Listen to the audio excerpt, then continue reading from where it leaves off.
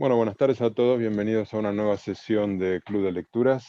Hoy para realizar la cuarta sesión de debate sobre la conquista de América contada para escépticos de Juan Eslava Galán, en la cual vamos a abarcar la parte 3, digamos, dedicada a los incas y la conquista del Perú, y unas valoraciones generales que hace Eslava Galán al final.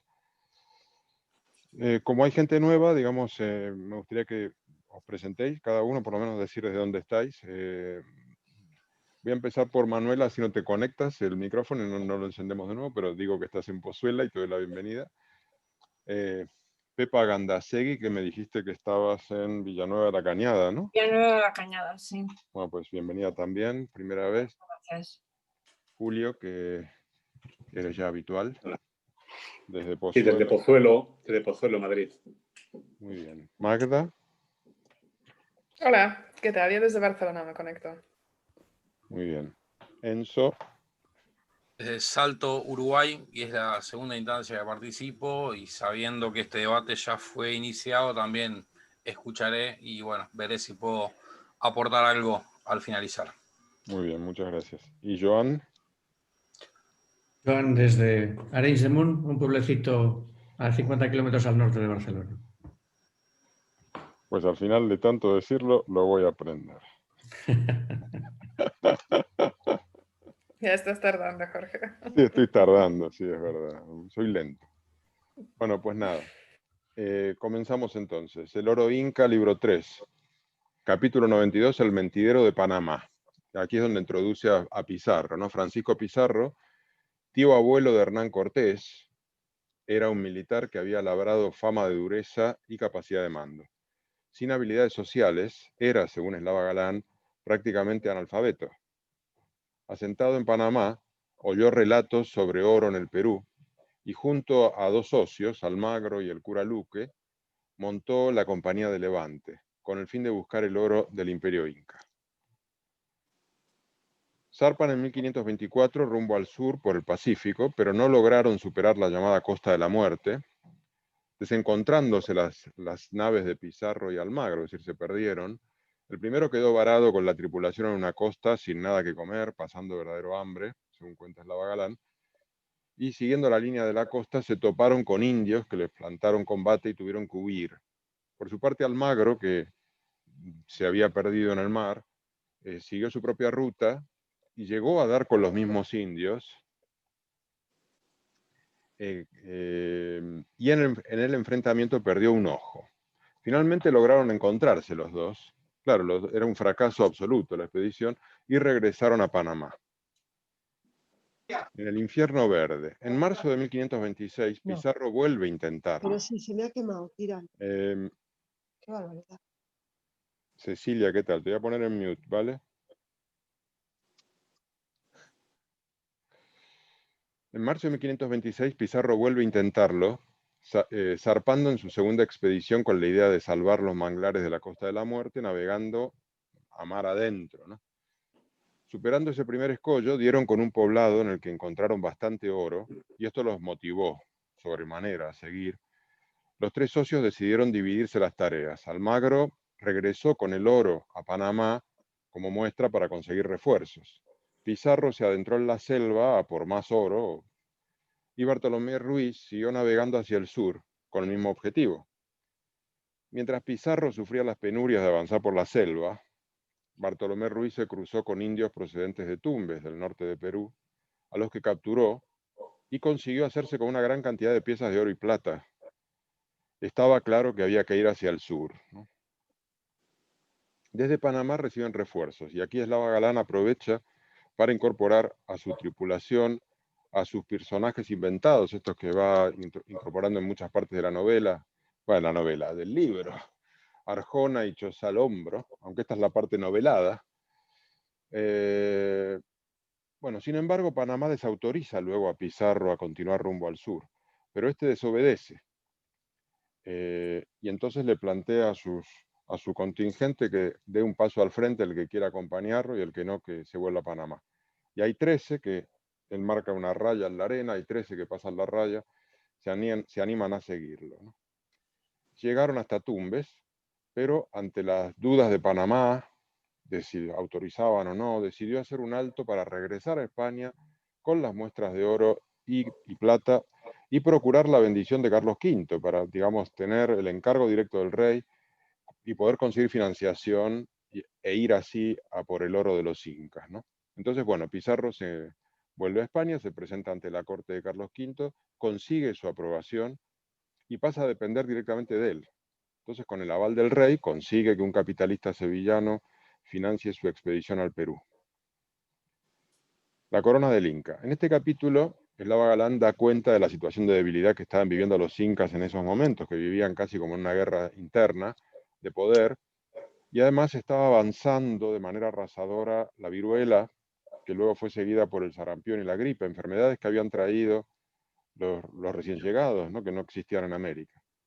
Y creían los incas que los españoles eran el dios Viracocha, que llegaba dentro de sus creencias, tenían esa leyenda de que el dios Viracocha algún día llegaría.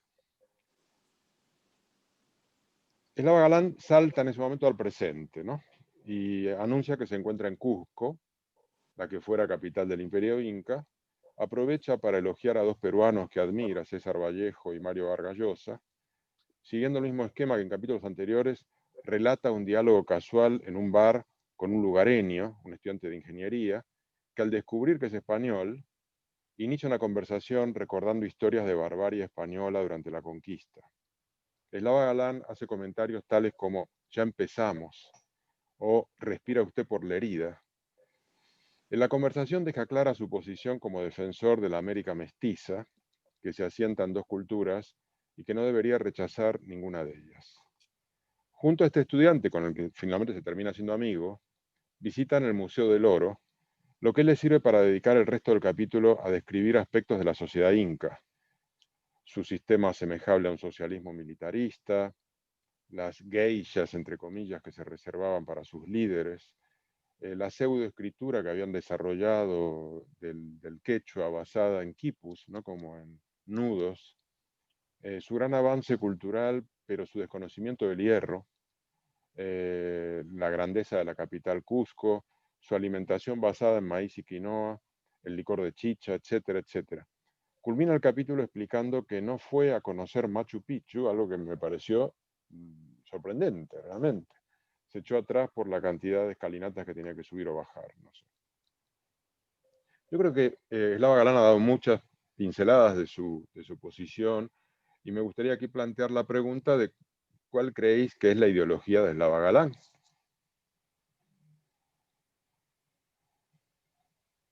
Otra manera de preguntarlo es, ¿a quién votará Eslava Galán? No sé si alguien se anima a esto, pero bueno, creo que da algunas pistas en el libro. ¿O preferís ser políticamente correcto? Nadie dice nada. Julio. Yo creo que se responde el propio autor solito, ¿no? Es un hombre que, bueno, pues por las críticas que hace determinados autores a determinadas especialistas en América, pues en fin, se decanta bastante claramente, ¿no? Yo creo que es, bueno, razonablemente conservador de sus ideas, hace una defensa de la hispanidad, en fin, muy cuestionable en estos tiempos y bueno, pues tira a dar a los indigenistas americanos. Bueno, algunos argumentos son yo creo que se pueden compartir, pero en fin, el conjunto de sus ideas es más que cuestionable. Y bueno, pues igual que la semana pasada hablábamos de la crítica que hace a uno de los científicos más importantes del principio del 19, que era Humboldt, pues hace también picadillo a un uruguayo que en fin, como es Eduardo Galeano, Exacto. que bueno, puede estar de acuerdo o no con sus comentarios, pero creo que es un hombre al que merece despacharse con algo más de 2 líneas de censura, ¿no? Sobre todo porque es un referente latinoamericano. Claro. Digamos, es decir, con ese tipo de comentario pierde muchísimo tirón de ventas en Latinoamérica. Lo que pasa es que está al final y perdido ahí en el último capítulo, y por ahí la gente no llega hasta esa página.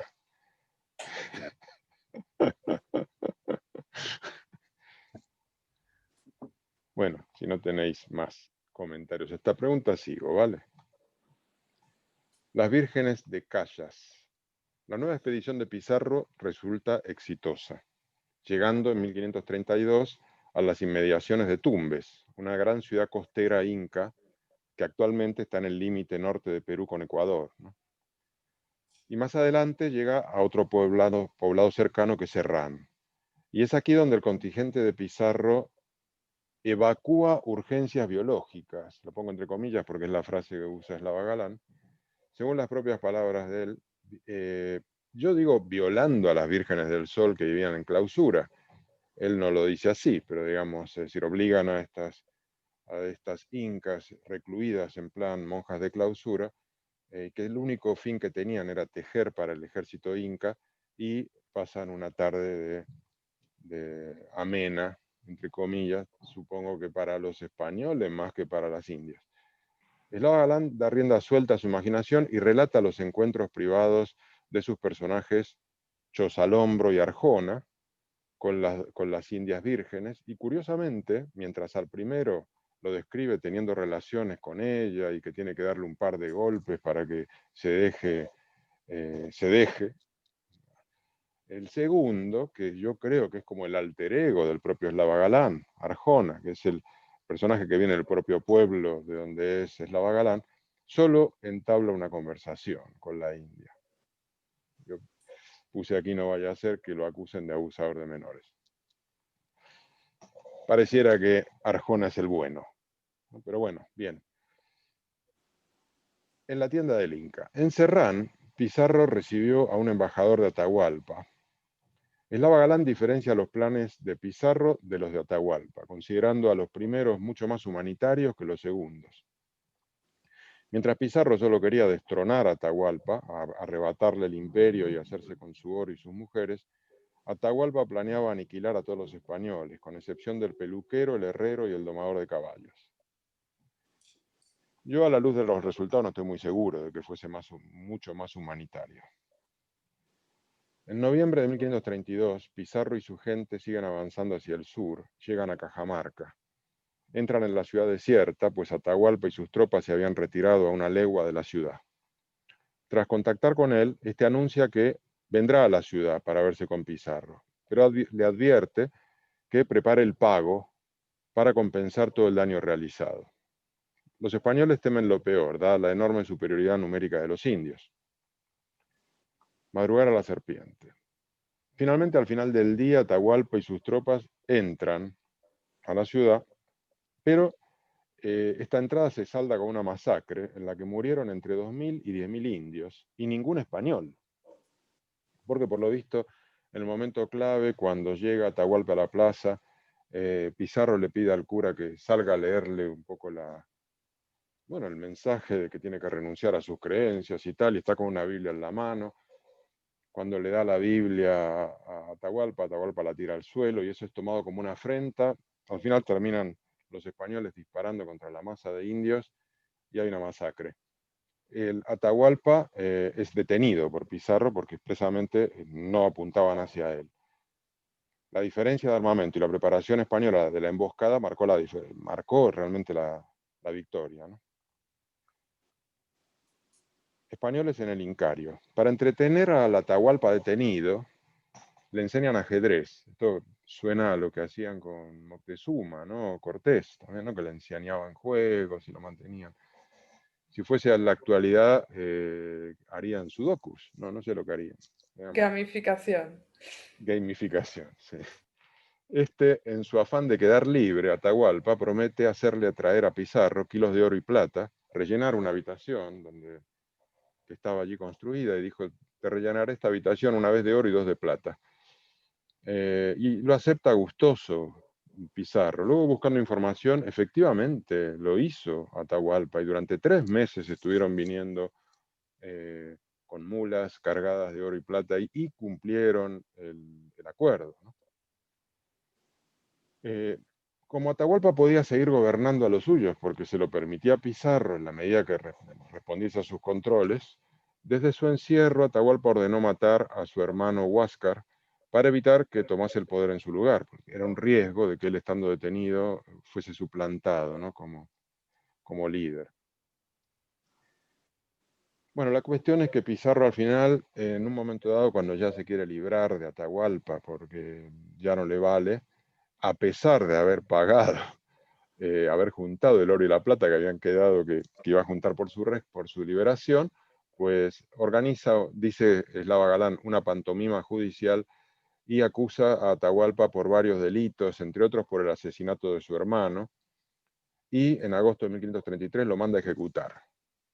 Y esa ejecución del líder inca produce un vacío en el poder de los incas que Pizarro resolvió nombrando como sucesores a hermanos menores de Atahualpa, a quienes manejaba como títeres. En clara superioridad, Pizarro y sus tropas se hacen con Cusco, capital del imperio, fijando luego la nueva capital en la costa a orillas del río Rímac, Pachacamac, que es la actual Lima, ¿no? Y aquí yo quisiera preguntar, ¿cómo compararías a Pizarro con Cortés? Porque se da una situación muy parecida, ¿no? De entrar al encuentro directo con el líder de los indígenas locales, luego su captura. ¿Cómo juzgarías el accionar de Pizarro? ¿Quién se anima a comparar Pizarro y Cortés y juzgar a Pizarro en su acción?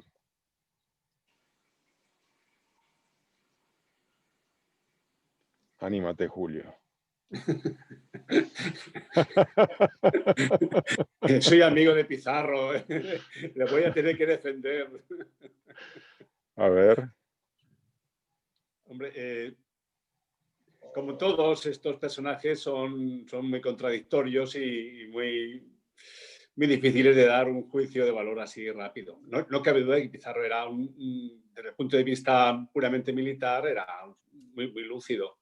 Y la estrategia que preparó en Cajamarca para en fin, derrotar a un contingente de miles y miles de indios dirigidos por un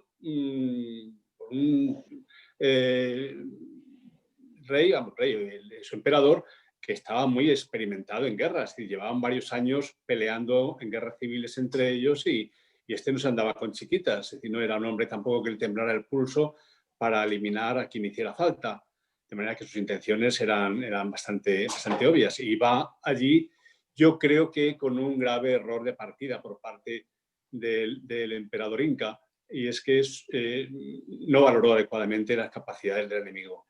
Es decir, él iba allí ya convencido de que aquello era un paseo militar y los españoles, estaban escondidos, cagados de miedo, en la plaza de Cajamarca. Y claro, un error grave, ¿no? Los otros tenían una estrategia muy clara y aprovechando su armamento manifiestamente superior, pues le sorprendieron. Es decir, la primera táctica que utilizaron fue dejar pasar a la comitiva imperial y luego cerrar las puertas de la gran plaza en la que estaban para que no pasaran los demás indios. Entonces, una vez que aquello empezó a armarse, los cañones empezaron a dispararse y, sobre todo, pudieron apresar al emperador, pues aquello fue el descontrol para los indios. Se mataron unos a otros, aquello fue como si fuera una manifestación, efectivamente lo dice además el autor, como si en un campo de fútbol de repente se desata el pánico, ¿no? Y bueno, pues efectivamente era muy fácil con las espadas, escopetas y todo eso, pues organizar lo que organizaron. Y es creíble que no muriera ningún español en aquella situación y murieran miles de indios. Aquello, claro, desde el punto de vista puramente militar, fue muy agudo por parte de Pizarro.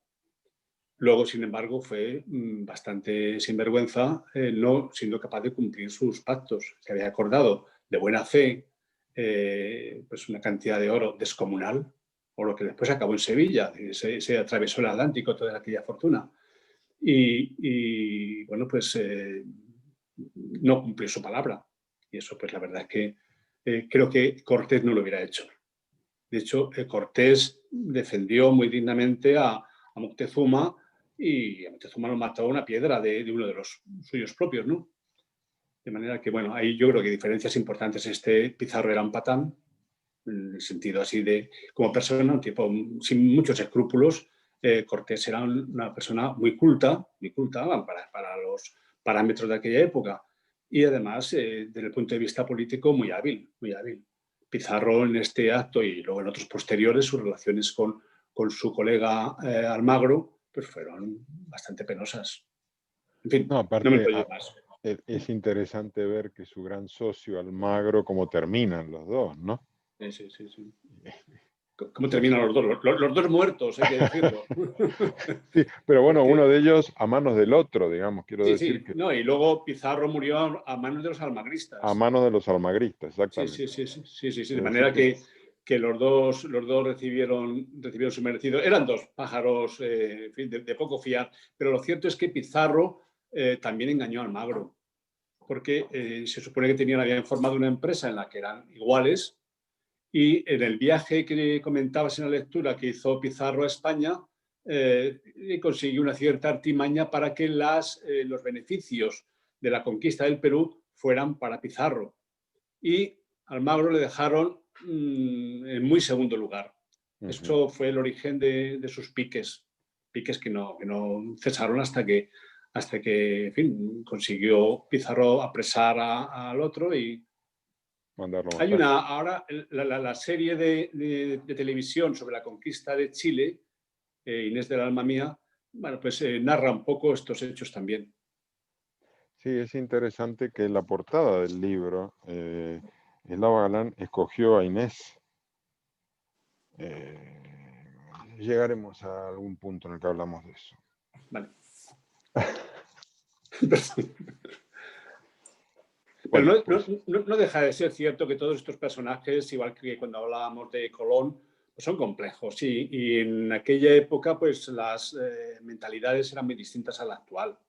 Es decir, la vida valía muy poco, la tradición, bueno, pues no era tampoco algo que se juzgara de forma muy... Además, estaban muy lejos de España y muy lejos de todo, y podían hacer un poco lo que quisieran. De manera que había un poco de carta libre para que aventureros sin escrúpulos como era Pizarro pues hicieran lo que les conviniera. vale.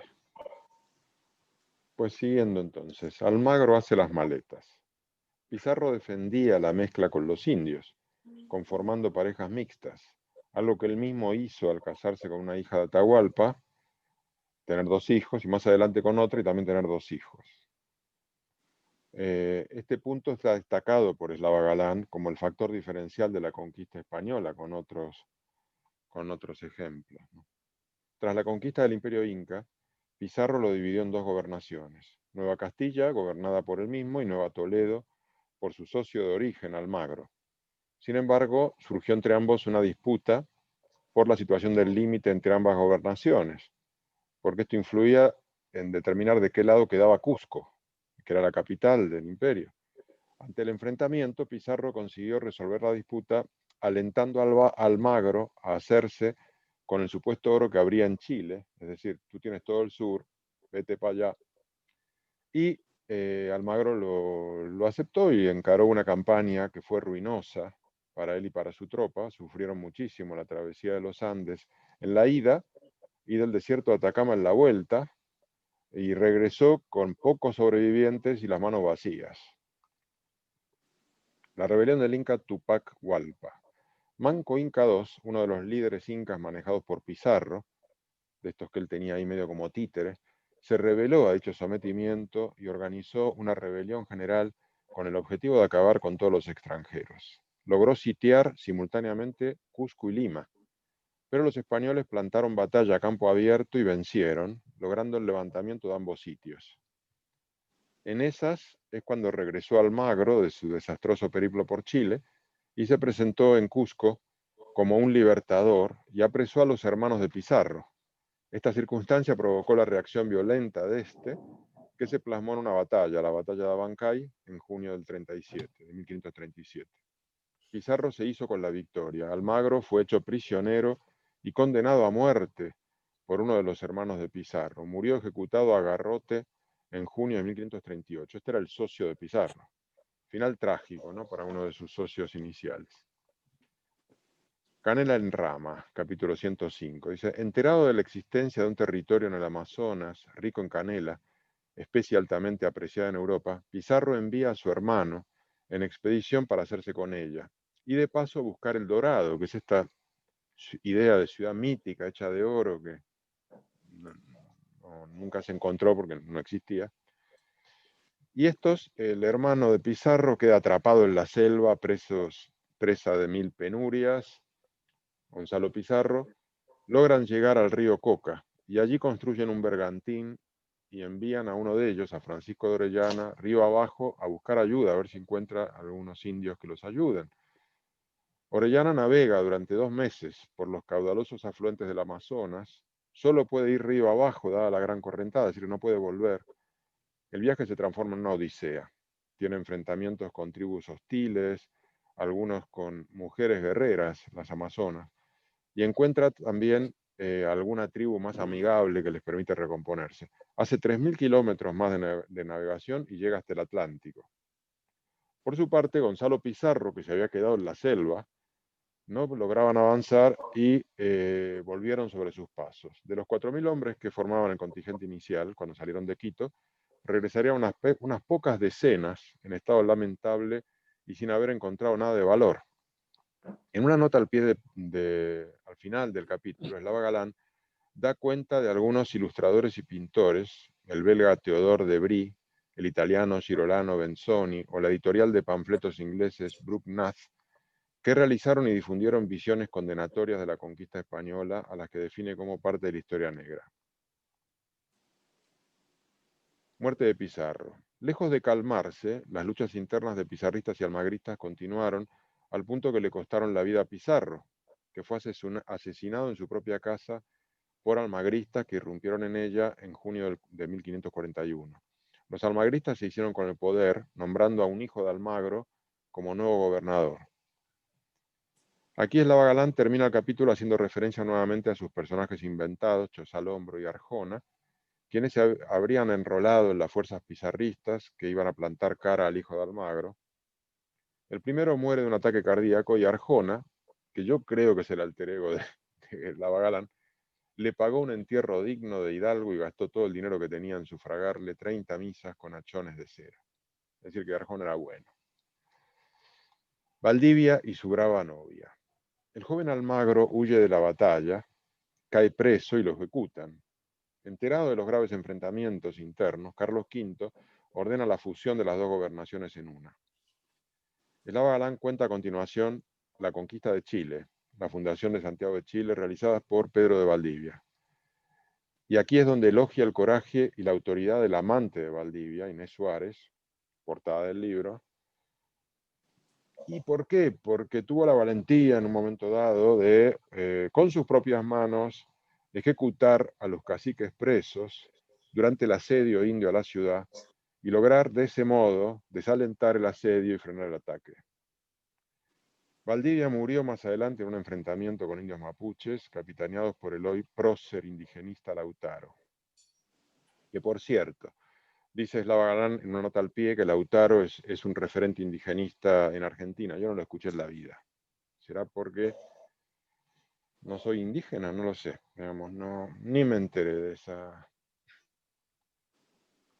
figura. No es así. La aventura equinoccial de Lope de Aguirre. El capítulo 109 lo dedica a esta figura que en el año 1558,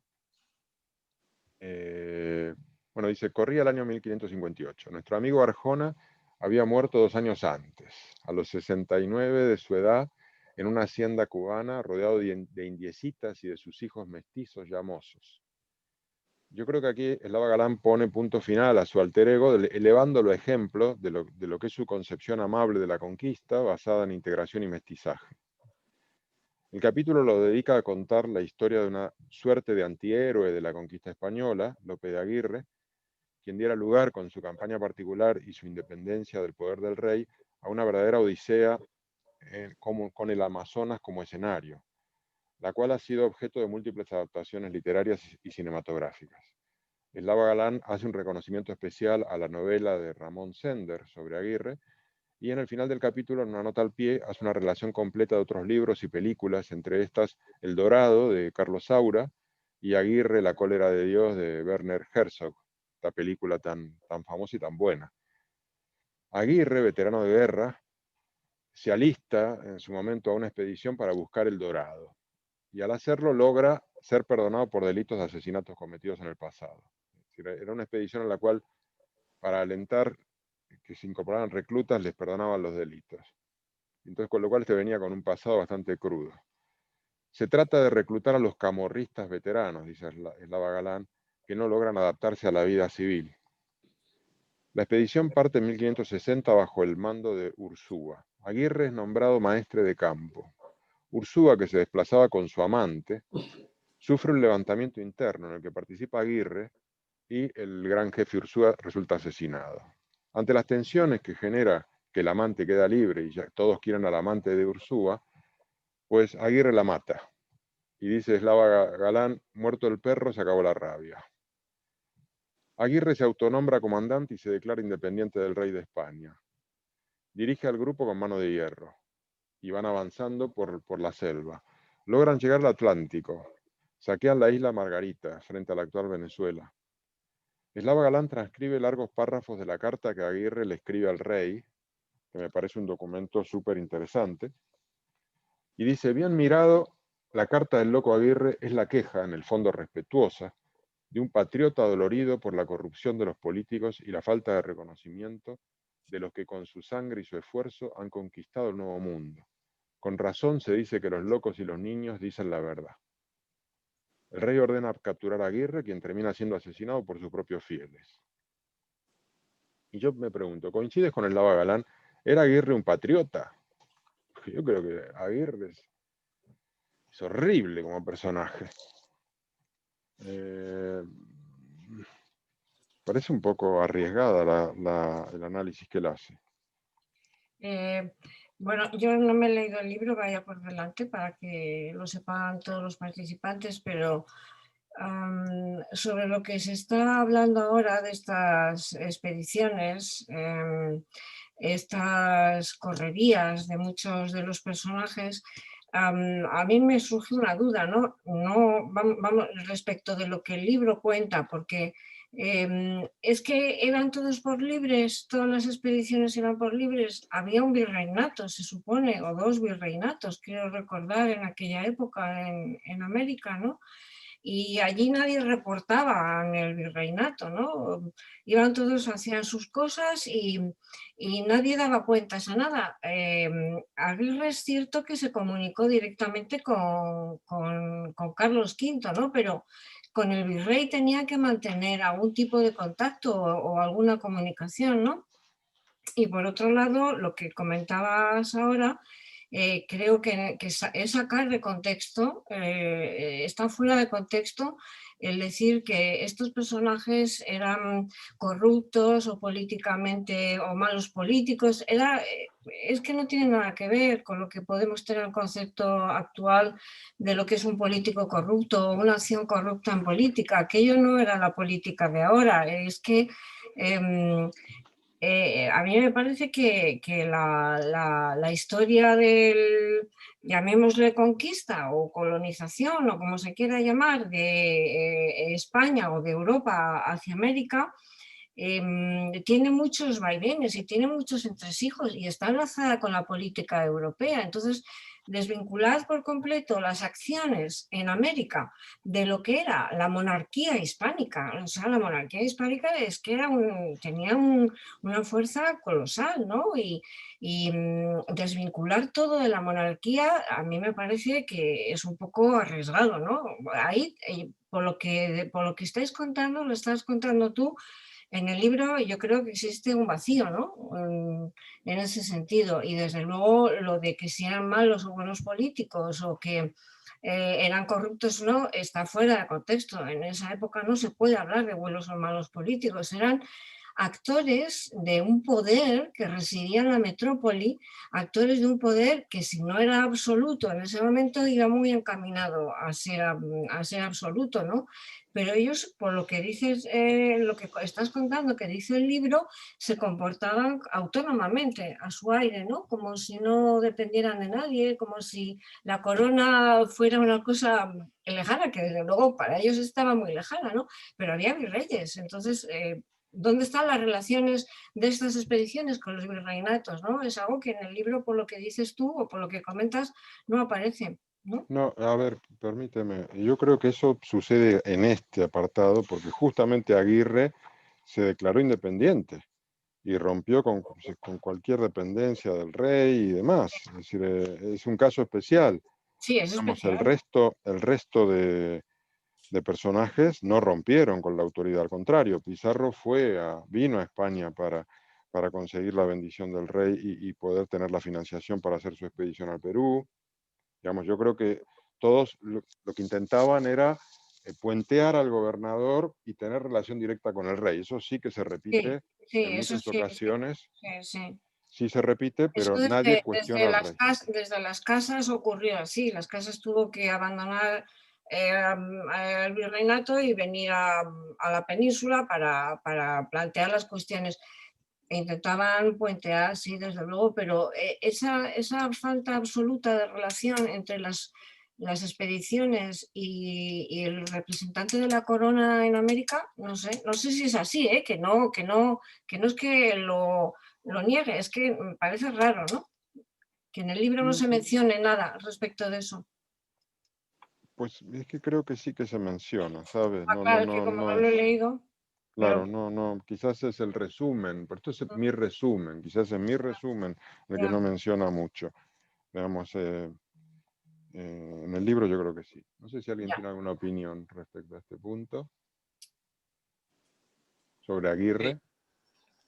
Quería agregar, atándolo un poco también con la caracterización que se hizo respecto a Cortés o a Pizarro, que muchas veces en este relato proveniente de la colonización, muchas veces los desvanes y las historias de saqueo es mejor ficcionarlas en un personaje que no tuvo corresponsabilidad con una representación directa del imperio, a asumir las responsabilidades que era el tipo de gente que se utilizó para que en tan poco tiempo la conquista se acelerara por la vía de la fuerza, porque en definitiva no llamarle invasión es una cuestión netamente ideológica en este tipo de relatos.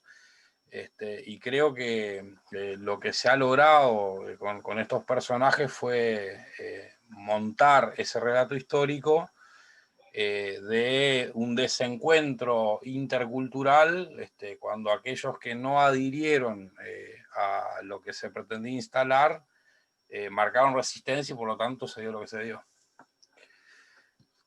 He dicho.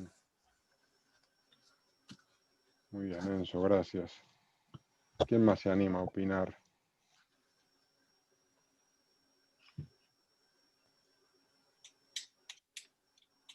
Julio. Bueno, dos cosas. Lo que dice Pepa, efectivamente, yo creo que no tiene, no lo comparto. Sí que hubo relación, efectivamente, ninguno de los expedicionarios lo hizo a la brava. Cortés sí que intentó engañar al gobernador de Cuba y escaparse y tal, pero efectivamente en ningún momento rompió con la corona. Que eran triquiñuelas que ellos empleaban para establecer su territorio y dar rienda a sus conquistas, ¿no? Pero lo primero que hizo fue mandarle unos regalos extraordinarios al emperador, de Carlos V. Respecto al personaje de Aguirre, hombre, yo creo que es un personaje fantástico, y no me extraña que haya sido objeto de de novelas y de películas. Yo creo que es un loco, estaba realmente, era un personaje de cuidado, ¿no? Era uno de estos forajidos de aquella época, un auténtico forajido, pero bueno, yo creo que de alguna manera no era tampoco una excepción. Es decir, que aquellas condiciones tan tremendas a las que se tenían que enfrentar, todavía hoy producen admiración. Es decir, bajar por el Amazonas, como hizo Orellana, en aquel viaje delirante, pues es que resulta increíble, que no se volvió a hacer algo parecido hasta muchísimos años después. Y el viaje de Aguirre, donde iba matando a todos los que le acompañaban, porque hasta su hija acabó matándola. En fin, en un delirio tremendo, donde ya confunde la realidad con sus fantasías. Bueno, yo creo que era un personaje que estaba más allá del suelo en el que pisaba o del agua sobre la que navegaba, pero yo creo que es un reflejo también de la dureza con la que los conquistadores tuvieron que enfrentarse a aquel territorio hostil y difícil, ¿no? Ujú. Sin que eso justifique nada de lo que Enzo estaba comentando, ¿no? Efectivamente, son dos cosas diferentes. Y en cualquier caso, yo creo que la conquista de América, y supongo que ahora entraremos en los apartados finales del libro, en la valoración, es un fenómeno muy complejo y de difícil solución en un par de frases. No se puede decir que aquello fue una heroicidad hispana ni que aquello fue un desastre sin más. Lo fue una heroicidad, fue un desastre, pero no se puede dejar sin fin resumido en dos frases. Sí, de acuerdo. Totalmente de acuerdo. Vale, seguimos. Los virreinatos. Dice, la corona instituyó 2 virreinatos, justamente como decías, Pepa, el de Nueva España en México y el de Lima en el Perú. Eslava Galán explica que ambos comenzaban a ser rentables en ese momento. Describe el proceso de institucionalización con la creación de cabildos municipales, gobernadores, tribunales de justicia e incluso algunas universidades. También se instalaron tribunales de la Inquisición. Dice Eslava Galán que en el siglo y medio posterior a su llegada los españoles lograron extraer 200 toneladas de oro y 18.000 toneladas de plata, lo que a la postre fue causa de una enorme inflación y produjo sucesivas bancarrotas de la Hacienda Real Española. Y esto es literal de él. Dice, los austrias no invirtieron en España el dinero obtenido en América, sino en campañas ruinosas de guerra contra los protestantes y para mantener sus intereses en Europa. A la postre, fueron Inglaterra, Holanda y los banqueros italianos y alemanes los que recogieron los frutos de tanto esfuerzo y sacrificio. Y ahí cita unos versos de Quevedo. Poderoso caballero don dinero, nace en las Indias honrado, donde el mundo le acompaña, viene a morir a España y es en Génova enterrado.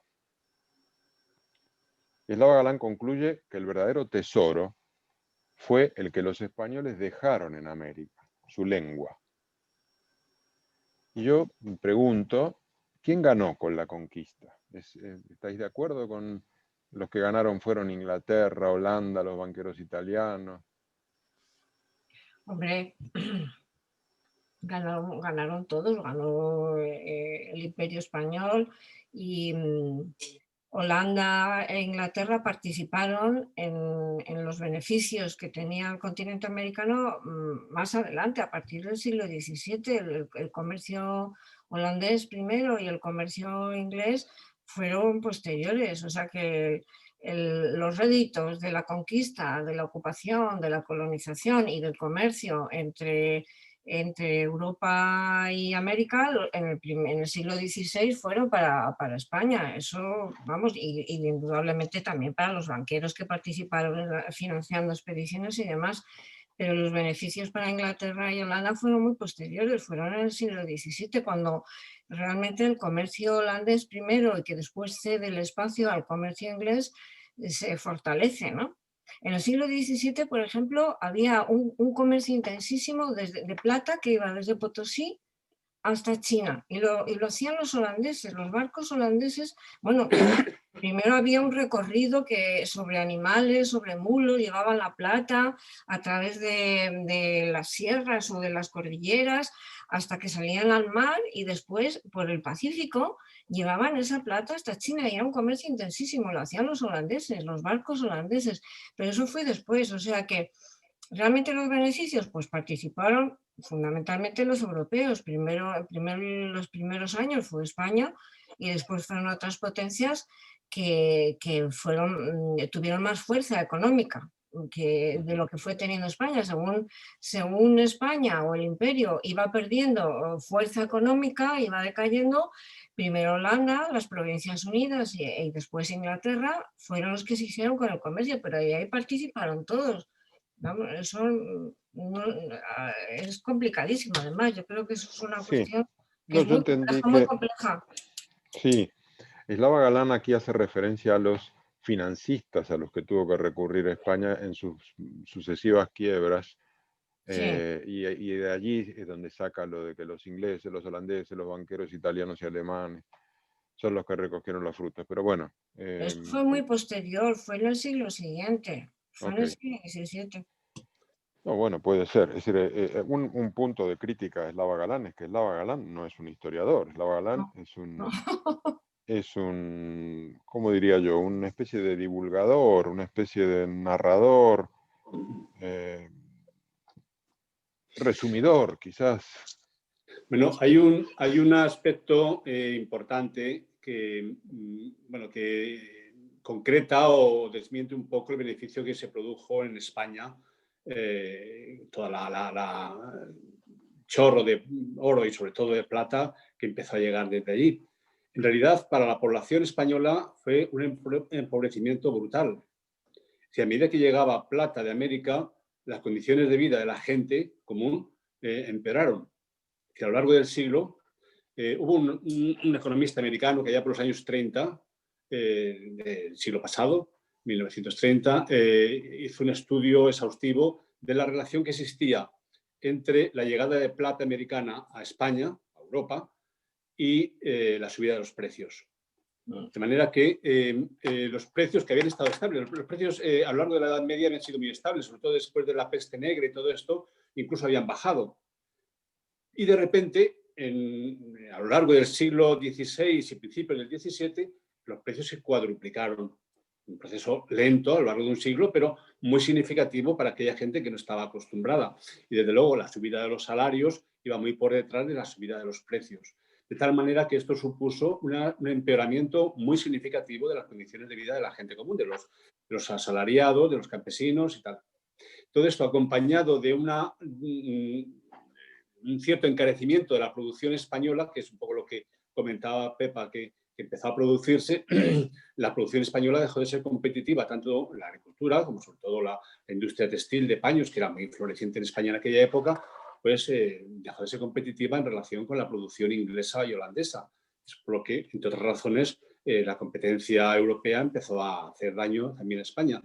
Pero en general las condiciones de vida de la gente fueron manifiestamente peores. ¿A quién benefició? Bueno, a la corona, que efectivamente pudo llevar a cabo esa política imperialista en Europa y desplegar los tercios y todo esto que tiene que ver ya con otro aspecto. Pero incluso acabó produciendo la ruina. Pensamos que en el reinado de Felipe II, en pleno siglo XVI, cuando estaba llegando plata en cantidades tremendas a España, hubo 3 quiebras económicas. Es decir, que la corona dejó de cumplir sus compromisos económicos durante 3 veces porque no tenía fondos. Estoy de acuerdo con Julio, en lo del empobrecimiento y en lo de la subida de los precios. Estoy de acuerdo contigo, pero sobre todo el mayor empobrecimiento, o quien pagó de verdad el pato, fue la corona de Castilla, no fue la corona de Aragón. Castilla fue la que financió con sus impuestos, es decir, los castellanos fueron los que se empobrecieron más respecto del resto de otros territorios del imperio de Felipe II, porque claro, ni Italia, ni las provincias del norte de Europa, ni el reino de Aragón pagaron lo que tuvo que pagar la corona de Castilla y los castellanos, ¿no? A base de levas, de incremento en los impuestos, las alcabalas se cobraban más, o sea que la que pagó el pato fue Castilla, yo creo, ¿eh? La que se empobreció fundamentalmente fue Castilla. La periferia se mantuvo mejor, creo, ¿eh?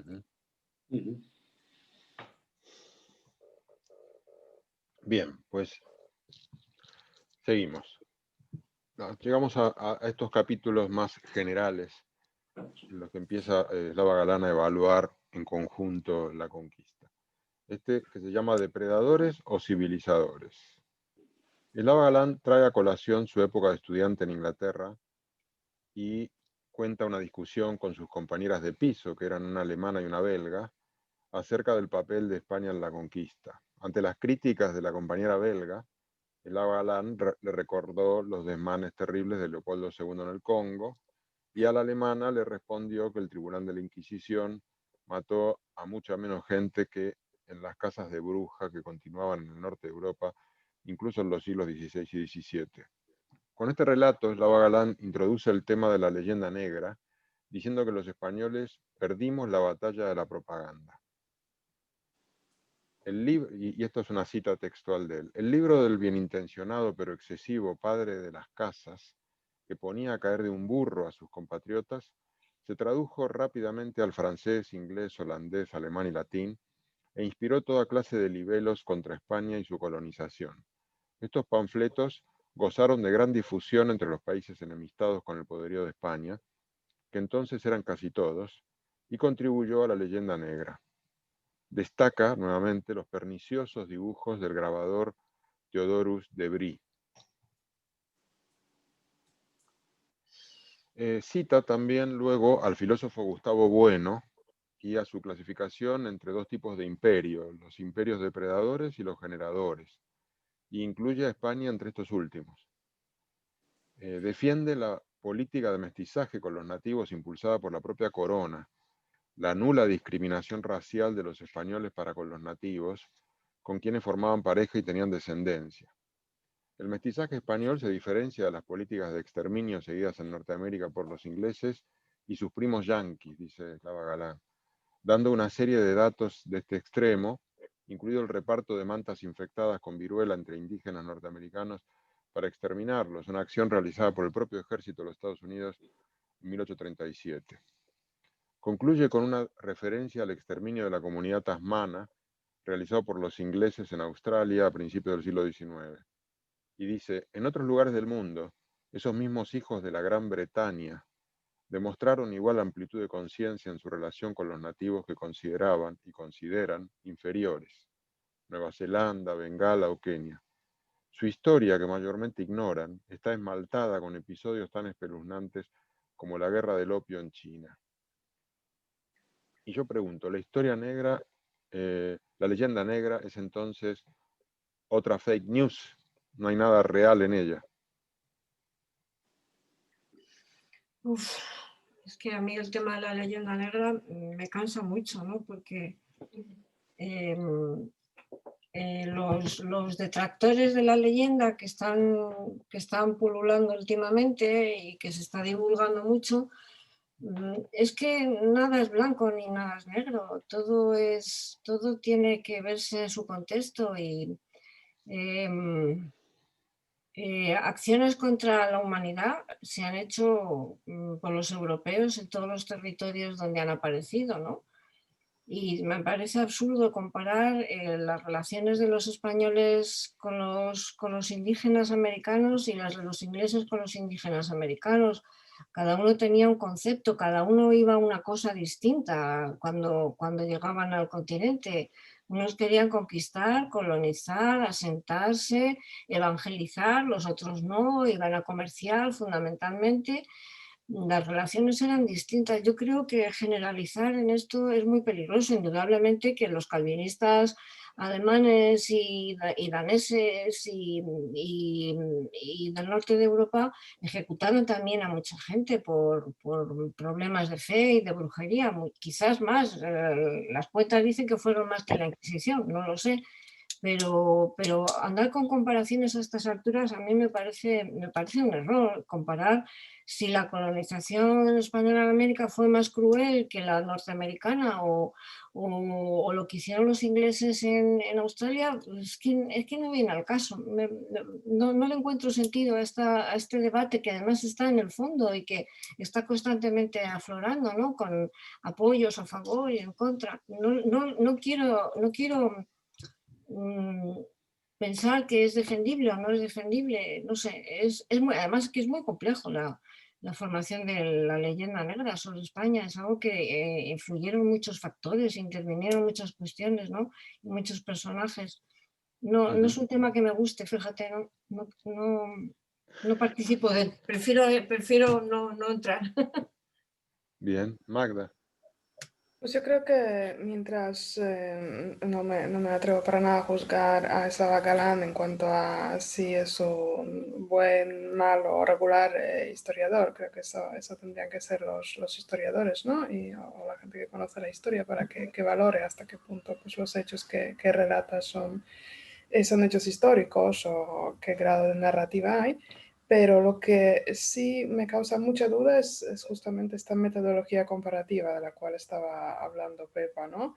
Tal vez suena fuerte decir que le desacredita, pero yo creo que sí pone en gran duda que aportan, ¿no? estas comparaciones, más allá de una confusión, de entrar en unos juicios de valor muy precipitados, de establecer unas relaciones pues más bien de tipo emotivo, poético y literario, ¿no? Pero si saltamos de una narrativa histórica a una narrativa muy subjetiva y muy literaria, como historiador yo creo que resta crédito. Sí, yo creo que también. Sí, Julio. Bueno, es que esa parte en la que efectivamente desarrolla esa conversación con sus compañeras viene a ser un poco los argumentos de él y tú más. Exacto. Allí lo hemos hecho. Y tú más. Eso, desde un punto de vista, bueno, pues de un historiador, eso me parece un argumento no pobre, muy negativo. Eso no le hace ningún favor. Y luego cuando viene a decir que lo que más hemos aportado a la conquista, bueno, al continente americano ha sido la lengua, tampoco es tan... no es que sean aportaciones, digamos que es un efecto secundario. De alguna manera tendríamos que comunicarnos con ellos, ¿no? Yeah. En fin, no lo sé, me parecen muy pobres esos argumentos que da el autor del libro, ¿no? Pero digamos, y luego, sin embargo, hay aspectos que yo creo que, en fin, que son dignos de ser considerados. Es decir, cuando se habla, por ejemplo, de la comparación entre la conquista del continente norteamericano por parte de los ingleses, sobre todo, y de la parte sur con Portugal y España, de la diferencia que ha habido históricamente en el desarrollo de ambos espacios, pues en fin, yo creo que ahí hay muchas razones históricas para intentar explicar por qué el norte es rico e industrial, Estados Unidos sobre todo y Canadá, y por qué América Latina se ha quedado durante tanto tiempo estancada. Y probablemente hay algo también de la herencia española, porque España exportó a América Latina un modelo económico que era el modelo económico de España en el siglo XVI. Es decir, de los grandes latifundios, de las grandes propiedades, de las grandes prebendas, a los encomenderos y bueno, los repartimientos, y no digamos ya en Portugal, en Brasil. Entonces, esa forma de desarrollo de la propiedad del territorio, tanto desde el punto de vista agrícola como minero, sobre todo minero, pues dio lugar a la creación de unas élites que al final fueron los criollos, en fin, que no hacían nada más que reproducir el modelo español.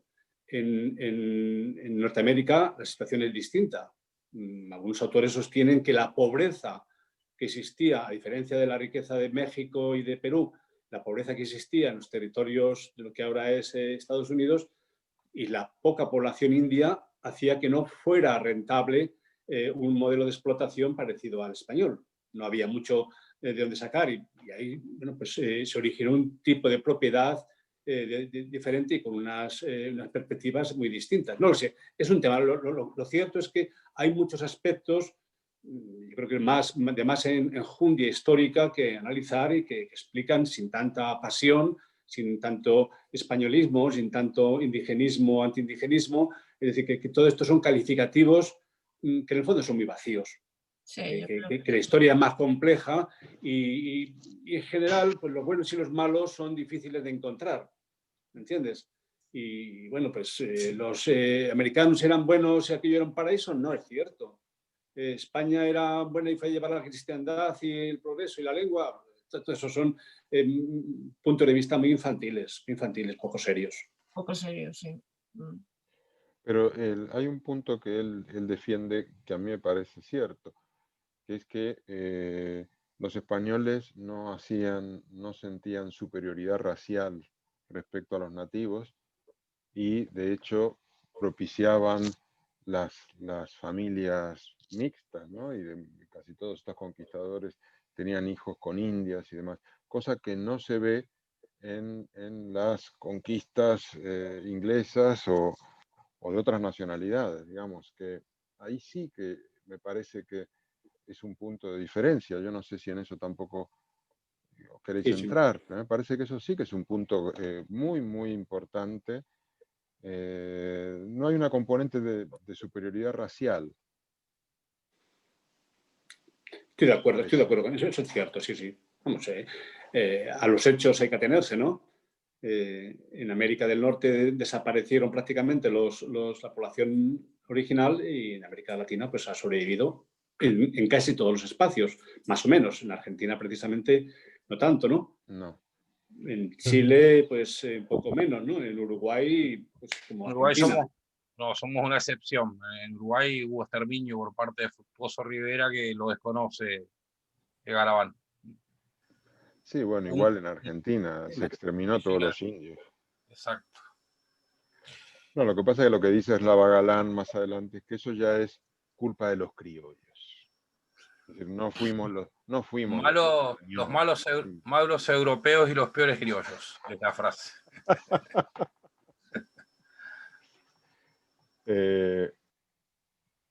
Bueno.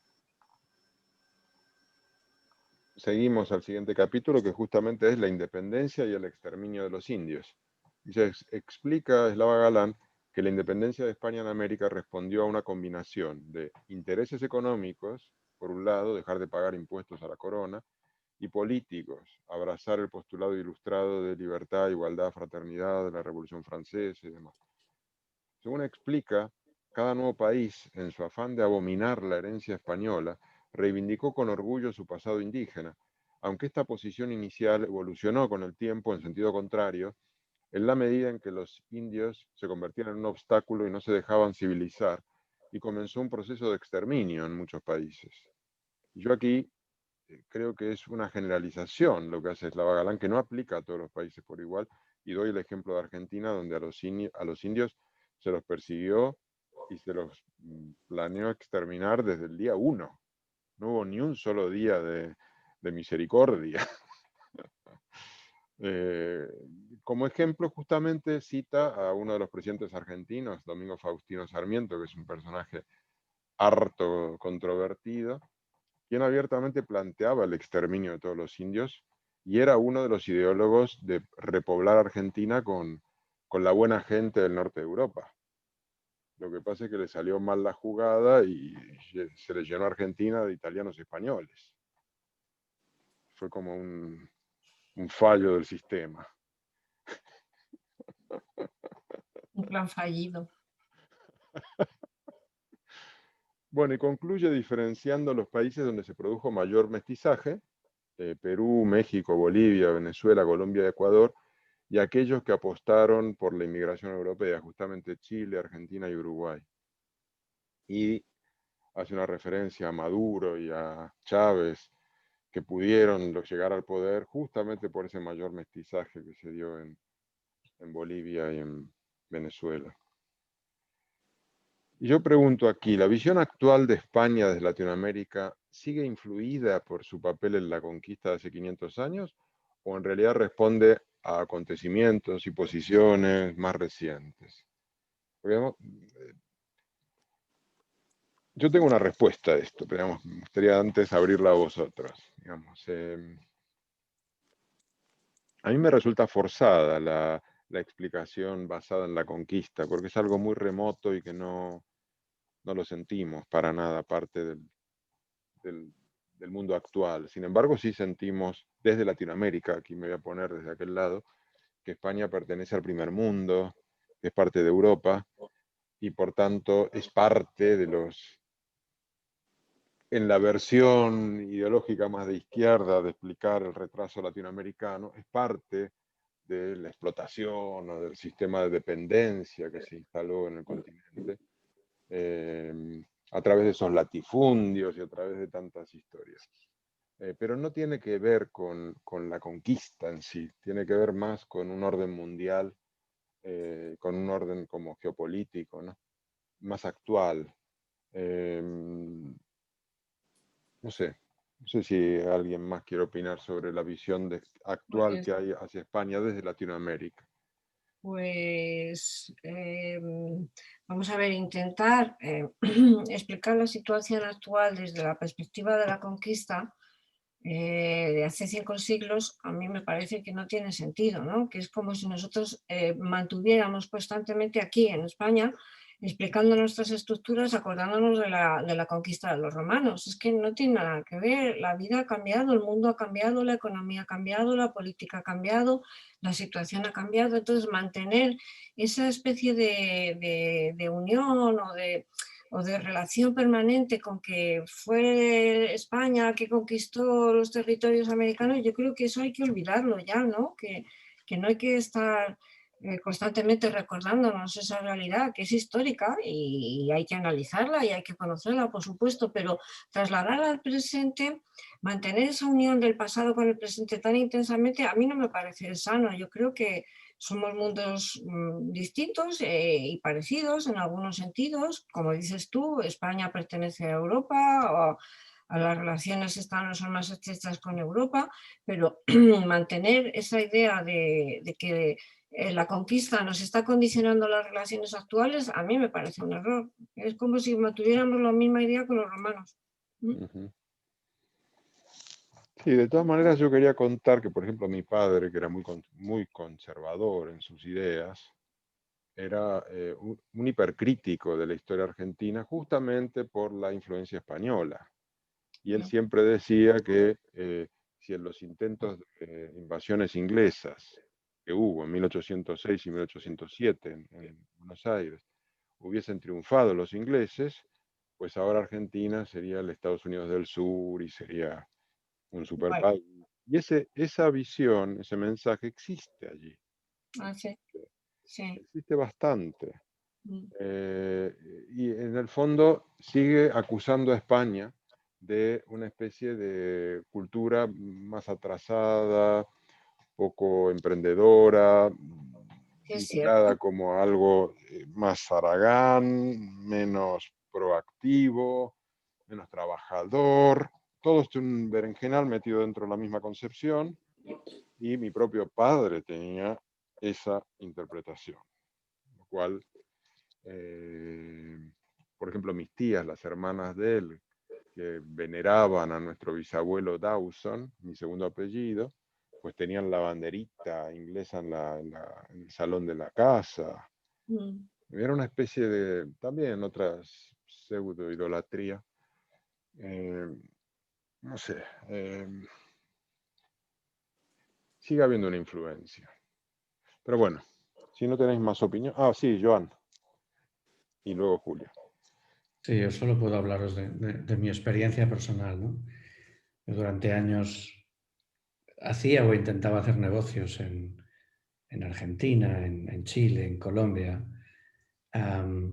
Y siempre que apareces, aparecías y apareces, sigue siendo, vuelves a ser el conquistador, nada que ver con la conquista de lo que estamos hablando, ¿no? Vienes a ser el conquistador económico. Hay un poco de lo que tú dices, Jorge, ¿no? Vienes de ese mundo que es capaz de comprarnos la infraestructura. Yo di vueltas por ahí varios años con una tarjeta de visita de Endesa. Fue la época que compramos Chilectra en Chile, que teníamos todas las empresas de electricidad de Buenos Aires, de Bogotá. Y tenías esa percepción, ¿no? Del vienes a conquistarme otra vez, pero me cachi, nos ha tocado el malo. Y nos ha tocado el malo económicamente. Julio se ríe, pero si hay algo de cierto en eso, ¿no? Oye, ya que viene una multinacional a comprarme, caray, podría venir una inglesa o una americana en lugar de una española, ¿no?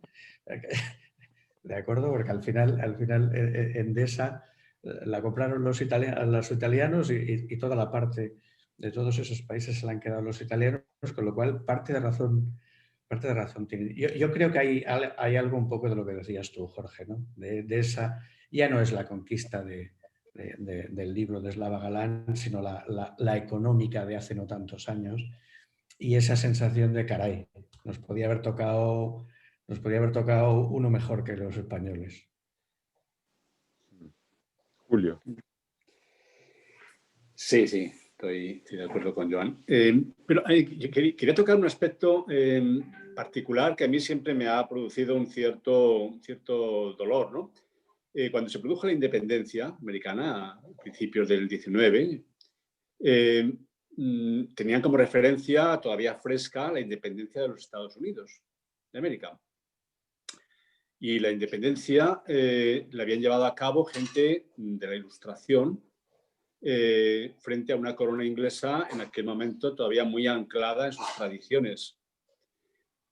Y los independentistas americanos elaboraron probablemente uno de los documentos más importantes de toda la historia, la Declaración de los Derechos Humanos, y la elaboración de una constitución en fin, que todavía sigue vigente, democrática, ¿no? Nada de esto ocurrió en América Latina. En América Latina el modelo que se hizo no fue el de la Ilustración, sino un modelo militarista. Es decir, que los líderes de la independencia acabaron, ellos y sus sucesores acabaron estableciendo regímenes militares, fundamentalmente, ¿no? Y esto pues también es algo que yo creo que no, en fin, da una imagen histórica muy positiva, ¿no? Es que uno de los factores que creo que diferencian más la colonización española en el sur y la inglesa en el norte es que las colonias inglesas no dependían de la metrópoli administrativamente tanto como dependían las colonias españolas de la metrópoli española.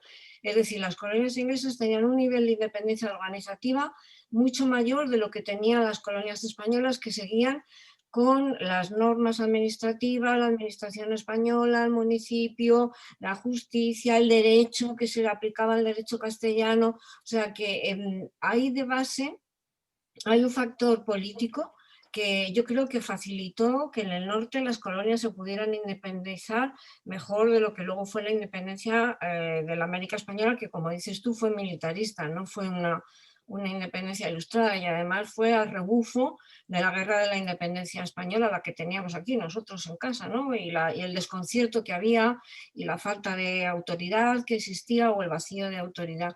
Pero es posible que uno de los factores que diferencian la independencia del norte con la independencia del sur fuese el distinto sistema organizativo que tenían político de las colonias, que eran mucho menos dependientes de la metrópoli de lo que era la América española. Me parece muy interesante, y lo que decía Julio se verifica hasta pocos años atrás, el militarismo en América Latina. Sí. Porque lo hemos sufrido hasta las últimas décadas del siglo pasado. Y es vigente. ¿Es vigente Sí, todavía? gente, sí. Bueno, en algunos sitios, ¿no? Es una dependencia muy grande de Norteamérica actualmente. Hay un libro sobre geopolítica escrito por Atilio Borón, historiador, investigador argentino, que está muy interesante. Si lo logro conseguir en forma digital, lo puedo compartir, porque demuestra que la tesis de que Norteamérica lo considera el patio trasero es falsa. O sea, está centrado en un interés muy grande en toda el área de recursos que sigue teniendo este continente en una economía mundial, en el peso de los aportes que podrían surgir desde la materia prima, en una concepción extractivista, sin duda. Que creo que eso se tiene que analizar cuando se habla de conquistas e independencias. Escuchando también a Joan, creo que fue, me venía a la mente esa situación de la presencia muchas veces de representantes de España en áreas como por ejemplo ha sido la cultura acá en Uruguay, que tuvo una confrontación muy grande en una reforma educativa que se pensó instalar en los 90 y que venía como extrapolación directa de lo aplicado en España. Y fue muy cuestionada porque se decía, existen otros modelos como el inglés, el francés, etcétera, etcétera, ¿por qué nos vamos a adherir a una propuesta como la española que ni en Europa es referencia? O sea, está tan instalado eso a través de las sucesivas generaciones y creo que ha trascendido esta visión que no sé si tiene que ver con la hispanofobia, lo que hace compartido en el grupo, pero que lo tenemos en los propios descendientes directos. He dicho. Gracias, Enzo. Estás en minoría. Bueno, yo te acompaño, somos dos latinoamericanos. Pasa que yo tengo un pie en cada lado. Entonces, Sí, al final, según convenga, saco un pasaporte y saco el otro. Soy el mestizaje que defiende Slava Galán. Julio me linchó, ¿no? Sí, pero es curioso que la época en la que América Latina ha tenido un progreso más importante ha sido coincidiendo aproximadamente, no siempre, con sistemas políticos democráticos. Bueno, la época de Pinochet también fue de progreso económico por otras razones. Pero en general yo creo que la democracia en América Latina ha traído también una mentalidad más abierta, ha cedido un poco esa forma de pensar donde el antiimperialismo era el elemento que nutría toda la savia ideológica de América Latina, y eso yo creo que era un profundo error porque era un lamerse demasiado las heridas, un sentirse demasiado en fin, víctima de una situación, y yo creo que el victimismo, aunque tengan razón, no es positivo desde el punto de vista político, económico, social en un país. El país tiene que pensar en positivo, y yo creo que en el siglo, a finales del siglo XX y principios de actual, pues las cosas han cambiado significativamente. Sí, Y estoy de eso ha acuerdo. repercutido. Y además me parece que la queja y la petición de perdón de España o demás cosas que hace López Obrador son parte de ese victimismo. Es como una cosa que está quedada atrás, ¿no? Es decir, que Sí, en el fondo tiene un punto de antigüedad. sí. Bueno, vamos a pasar creo que es el último capítulo, indigenismo versus hispanidad. El indigenismo, esta es la definición que él da. El indigenismo es un movimiento político y cultural que defiende el valor de las culturas amerindias y de paso pone verde perejil a los malvados españoles que las destruyeron. Bueno, esta es la definición de Slava Galán. Venía bien al principio, pero luego con el verde perejil bajó algunos puntos. El indigenista se distingue porque a los 10 minutos de conocer a un español le reprocha el estrago que sus antepasados cometieron en América. Cita críticamente a Galeano, aquí justamente Enzo, autor de Las venas abiertas de América Latina y convertido en libro de referencia de la visión latinoamericana de la historia del mundo. Y lo critica por la supuesta contradicción que representa tener apellido español y defender a los nativos. también creo que ahí también patina bastante. Luego se sumerge en la clásica comparación del desarrollo de los países colonizados por los ingleses en el norte del continente con los colonizados por España en el centro y el sur, siendo habitual la explicación de su subdesarrollo como derivado de la herencia española, que es lo que hablábamos antes. Y él defiende que la mala gestión no fue española, sino criolla. Que me parece el colmo de los colmos, como si los españoles no tuviesen nada que ver en la aparición de la criollez, digamos. Pero bueno, concluye haciendo una crítica al indigenismo como movimiento progre que atrae historiadores apesebrados, usa esa frase, que se acercan al sol que más calienta. Critica el reemplazo de una estatua de Colón ordenado por Nicolás Maduro en Caracas para colocar en su lugar una del cacique indio Huaycaiparú.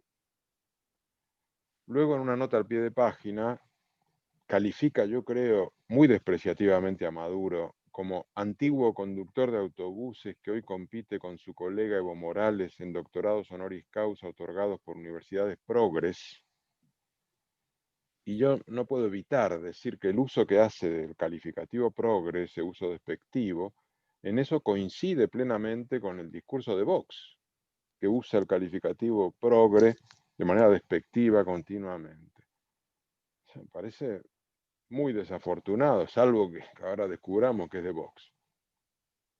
Al final hace un llamamiento a no hacer sangre y destacar que España llevó a América, y acá vienen palabras de él, la savia de Grecia y Roma, de la que surge el más fértil y poderoso tronco de la humanidad, y eso es un valor estable y en alza cuando ya han periclitado los discursos paternalistas de la hispanidad.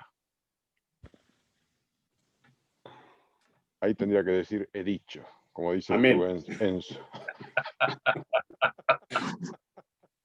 Está todo dicho, tendría que haber dicho. Yo pregunto aquí, entonces, ¿alguien tiene que pedir perdón? ¿Alguien debe agradecer? Es decir, que, bueno, ya hemos comentado mucho de esto, no sé si viene a cuento. Y luego lo enlazo con la siguiente pregunta, que era, ¿cómo imaginas el futuro de las relaciones entre Latinoamérica y España? Y esta pregunta la hacía porque a mí me parecería más natural una integración de España en una especie de unión iberoamericana que la integración de España en la Unión Europea. No sé. No sé. No sé. No sé qué opinen los demás, que yo no me he leído el libro, pero Ya al estamos en el final final, ya podemos desmelenarnos, Pepa, ya estamos en el final.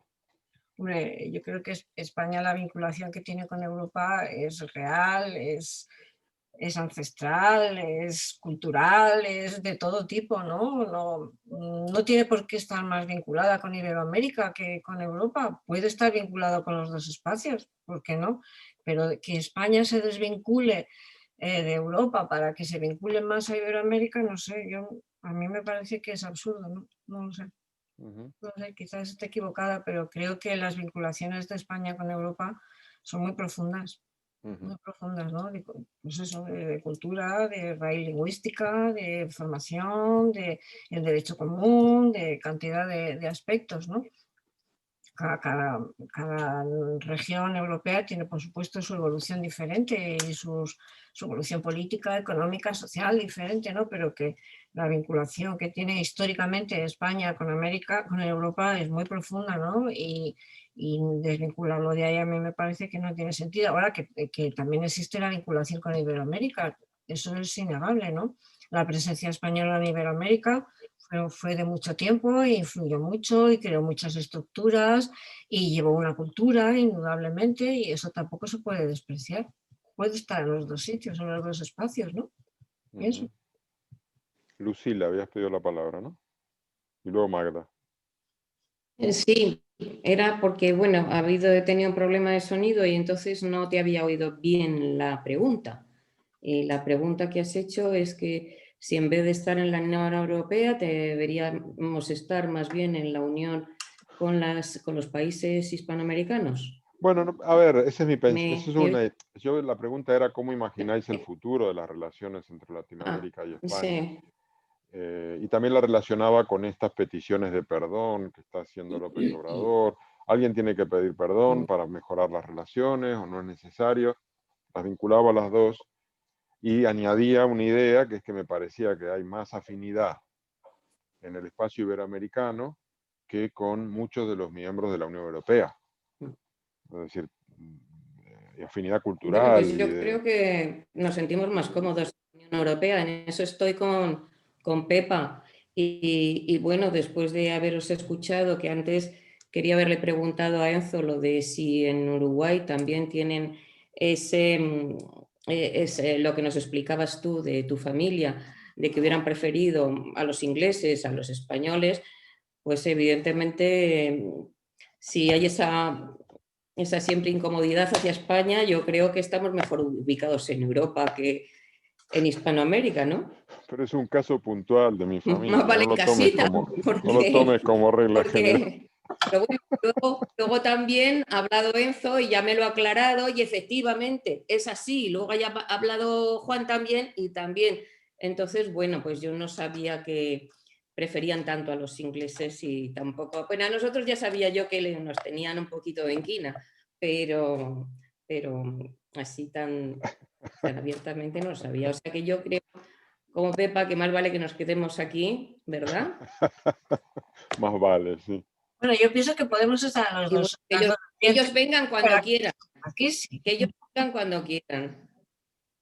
Bueno, venir vienen porque cuando vas a cualquier bar los camareros son todos latinoamericanos. Pues por eso te digo que les gustarán mucho los ingleses, pero luego cuando vienen, se vienen para acá. Porque, bueno, Es más fácil todos conocemos. Claro. Claro. Uruguay Por el tiene idioma. más inmigrantes en Estados Unidos. Es Claro. impresionante. Nueva York desde los años 40 es impresionante. Tenemos casi 500.000 uruguayos, se supone que están distribuidos en Uruguay nomás. En Estados Unidos. Sí. Estados Unidos. Ha sido increíble. Pues sí. Magda. Bueno, yo creo que con esta pregunta buscabas un poco polémica, ¿no, Jorge? Más que, Bueno, no más sé, que realmente a ver, una apuesta a futuro, ¿no? Que yo apoyo, que lo que dice Pepa y Lucila de esta doble adscripción, ¿no? Doble pertenencia o doble vinculación. Y también quiero añadir que pues desde Europa o para el mundo, pues España es una puerta enorme hacia Latinoamérica, ¿no? Es una vía de entrada la más natural. Para el resto de los países europeos ir vía España, ¿no? Tanto para canalizar un poco el conocimiento cultural siempre pasa por España, o sea, aprender español para luego conocer Latinoamérica, lo mismo en el caso de los negocios, ¿no? Los chinos que tienen su gran base un poco logística en Barcelona para Europa y también esta base sirve para expandir las empresas a Latinoamérica, ¿no? Por lo tanto, pues España no deja de ser una puerta de entrada a Latinoamérica desde muchos aspectos. Yo creo que España tiene una vinculación espectacular con Latinoamérica. Esto se refleja con cosas tan sencillas como la cantidad de noticias e información que aparece en los diarios españoles, ¿no? Sobre Latinoamérica respecto de los diarios, de otros diarios del mundo, franceses, ingleses o norteamericanos. Aquí el interés y las proporciones es muy evidente. Y luego me hace mucha gracia cuando decía Lucila y Pepe esta pertenencia, ¿no? más a Europa. Os lo digo desde el punto de vista así un poco anecdótico de reunión, congresos internacionales, tanto académicos como del mundo de negocios. Si son internacionales, ¿qué grupitos se forman? Pues los españoles, lógicamente, van enseguida con la gente de Latinoamérica, mientras el resto de Europa está interactuando entre sí. Eso es un poco lo que yo observo, ¿eh? Lo que No, yo también lo observo. que es por supuesto el tema idiomático, fundamentalmente, ¿no? Pero Bueno, y de también hay cultura. fundamentalmente es un tema idiomático. Pero también, evidentemente, hay un vínculo cultural, ¿no? Es esta tendencia de atracción mutua muy, muy natural, muy basada en el idioma, muy basada en la cultura. Y claro, aquí declaramos pues, cercanía a la Europa, pero en esos contactos, pues un poco día a día, pues no es lo que se observa, yo diría. Pero, No, y aparte tú, en lo personal, también has dado un paso hacia el mundo iberoamericano de alguna manera, porque hablas perfectamente español. bueno, pues son circunstancias de la vida, sí, sí, pero bueno, me he sumergido a este mundo un poco latinoamericano, también vía España, ¿no? Por eso digo que es una puerta de entrada natural. Sin salida. Es una puerta de Sí, entrada. sí. No sé. Pero los Pirineos constituyen una barrera natural muy clara, ¿no? Que a partir de ahí empieza otra dimensión cultural. Muy bien. Bueno, pues nada, si no tenéis Julio, más. creo que quería decir Julio, algo, ¿no? sí, perdón. Bueno, yo creo que cuando hablas del futuro, yo no sé, no acabo de ver, más allá de que España esté vinculada más a Europa que a América, no acabo de ver que una perspectiva de vinculación con América desde el punto de vista económico, como es la Unión Europea, no la veo, pero sí la vería en la propia América. Pero lo cierto es que el único tratado económico serio y contundente que se ha hecho es el de México, curiosamente con Estados Unidos y Canadá. Sí. No ha habido un tratado de libre comercio que tienen entre ellos, no ha habido algo parecido en América Latina. Y yo creo que ese es el camino que deberían emprender, entre otras cosas, desde luego. Sí, sí. De hecho, por ejemplo, en el Mercosur se planteaba la incorporación de... Bueno, en algún momento se planteó de España, luego de la Unión Europea. Bueno, finalmente ha quedado ahí paradas las negociaciones. Pero yo lo decía porque yo estoy viendo en Europa, o hemos visto, un riesgo de desmembramiento, ¿no? La salida del Reino Unido es un quiebre. De hecho, Reino Unido ahora está buscando nuevos socios, por ejemplo, Emiratos Árabes, están intentando hacer acuerdos comerciales con sitios remotos, está intentando volver a construir su unión. ¿Y qué podría pasar si ese desmembramiento sigue adelante? Porque ahora tenemos una crisis tremenda. Por eso yo, quizás es demasiado futurismo, pero digamos, no me acuerdo de no hace mucho tiempo cuando se planteaba que Grecia iba a tener que salir de Europa, pues ahora estamos entrando en una crisis, en una segunda crisis. Todavía no estamos viendo los efectos, estamos en el arranque, no sé hasta dónde va a llegar. Por eso también hacía esa pregunta, pero bueno, no olvidarla, no, ya la plantearemos dentro de 3, 4 años, cuando estemos en ese momento.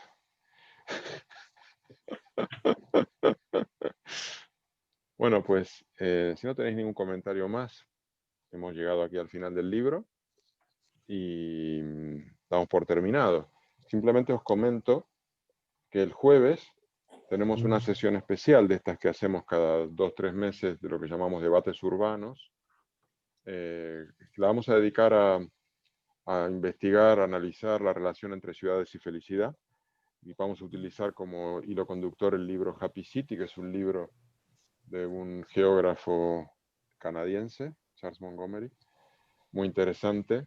El resumen, la guía está preparada por Magda, la podéis ver en la página.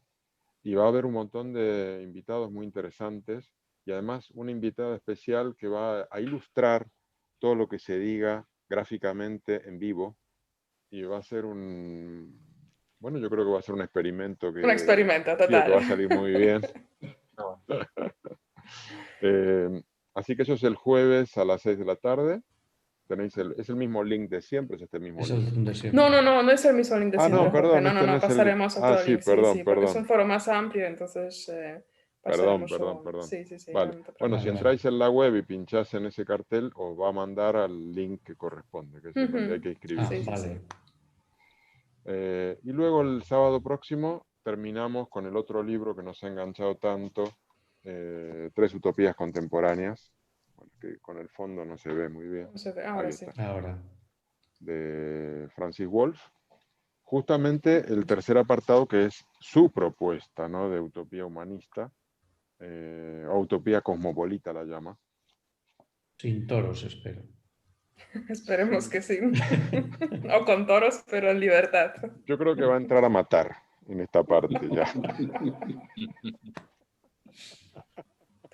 Y yo creo que lo sacaremos a hombros porque nos ha enganchado muchísimo, ¿no?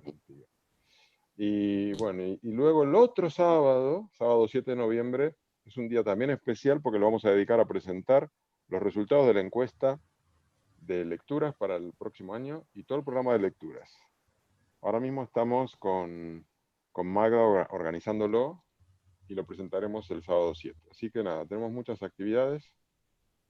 Y a posteriori, el sábado 14, empezamos con otro gran libro que es En defensa de la ilustración de Steven Pinker, que íbamos a contar con uno de nuestros socios más recientes, Leonardo Aldana, desde Panamá, que es quien va a hacer la guía, el resumen.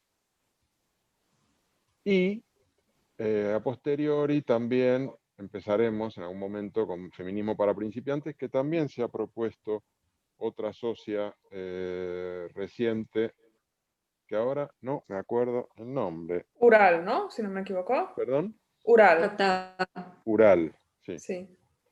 Chilena, desde Chile, con lo cual vamos sumando compañeros y compañeras que se animan a hacer resúmenes, lo cual nos encanta, así que si alguno de vosotros se anima, que levante la mano.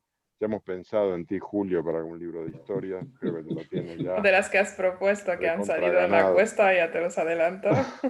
Sí. Sí, Los sí. tienes adjudicados. Totalmente, estaban repartidos. Ya saldrán con nombres y apellidos. Ya. Estaremos ahí. Bueno, y nada, Ya simplemente está agradecer a las nuevas presencias. Pepa, muchas gracias. Se ve que sabes mucho de este tema. No, que va. Si eres historiadora, profesora Pepa es de un fichaje historia. fantástico. ¿Cómo? Que No, Pepa es un fichaje fantástico. ¿Eh? sí. Sí, es un fichaje fantástico, pero yo Que la pensaba que era... conozco, es amiga, y digo ah, que Pepa es un fichaje fantástico. muy bien. Pues Lucila, tú eres una fuente de nuevos socios espectacular. Te Sí, vamos sí. a nombrar una super contagiadora. Prescriptora. Una super contagiadora. Prescriptora, mejor.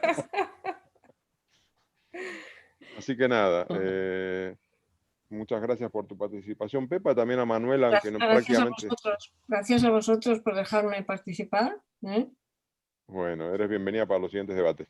Y Manuela también, aunque no has pedido la palabra, pero te mandamos un saludo.